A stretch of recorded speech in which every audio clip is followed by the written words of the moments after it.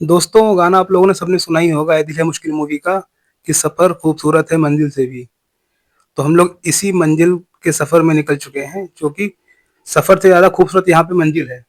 हम लोग जा रहे हैं इस टाइम उत्तराखंड के नैनीताल जिले में बसा हुआ कैंची धाम, श्री नीम करौली बाबा का स्थान, जिसके लिए हम लोग निकले सीतापुर से होते हुए कस्ता गोला रोड होते हुए।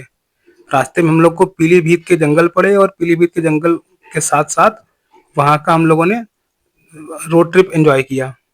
और जैसे ही हम लोग को नैनीताल सिटी के आउटर में पहुँचते-पहुँचते पहाड़ दिखे, तो इतना मेस्मराइज़िंग माहौल था हम लोग का कि हम क्या ही बताएँ।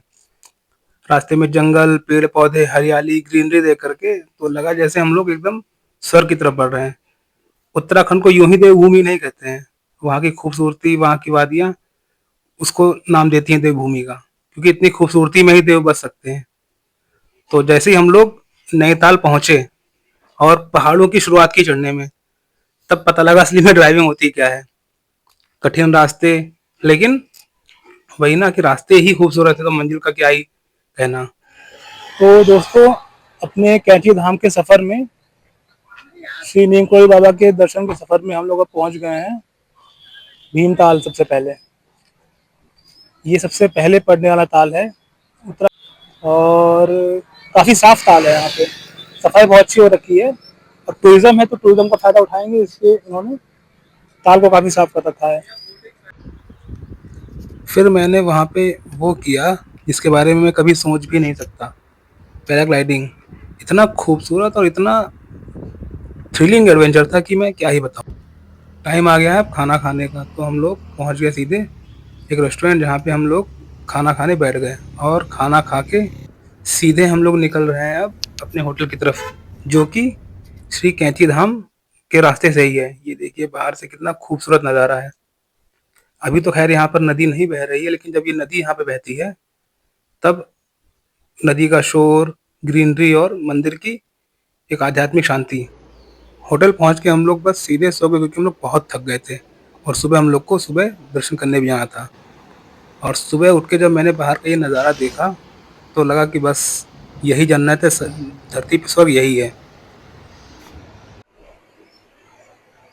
तो दोस्तों, फाइनली हम लोग अब नहा धो के रेडी हो चुके हैं लगभग और अब जा रहे हैं नीम करोली बाबा का दर्शन करने। और काफ़ी अच्छा लगा सोच करके, क्योंकि काफ़ी दिन से मेरी इच्छा थी वहाँ जाने की और वो फाइनली अब इच्छा पूरी हो रही है।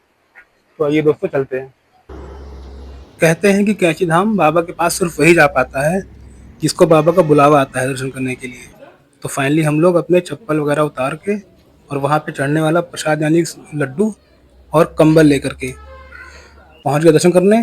और यकीन मानिए, बाबा के जब दर्शन कर रहे थे तो उनकी प्रतिमा लगा था साक्षात बैठी हो, बहुत ही सुख मिला। उसके बाद हम लोग अब निकल गए हैं सीधे नाश्ता वगैरह करके गोलू देवता के मंदिर यानी गोलू धाम। ये मंदिर चितई नामक स्थान में गोलजू देवता का है, जिनको गोलू देवता भी कहते हैं। और वहाँ पर प्रसाद वगैरह चढ़ता है और वहाँ पर लोग जिनकी अपनी अपनी कोई इच्छा, कोई अर्जी, कोई संकट होता है, उसको पूरा करने के लिए कागज पे या स्टाम्प पे एक एप्लीकेशन की तरह लिख करके देना होता है। हम लोगों ने वहाँ पे जब जाके देखा तो लगा कि देखो कि दुनिया में कितने लोग अपने संकट, अपने कष्ट दूर करने के लिए इनके पास आके अर्जी लगाते हैं। तो हमने भी अपनी एक अर्जी लगा दी और बस दर्शन करके हम लोग का ये सफ़र पूरा हुआ। सफ़र तो हमारा बहुत ही खूबसूरत था, लेकिन मंजिल के तो क्या ही कहने। और फाइनली हम लोग अब निकल रहे हैं घर वापस। आप लोग से मिलते हैं अगले वीडियो में, तब तक के लिए बाय।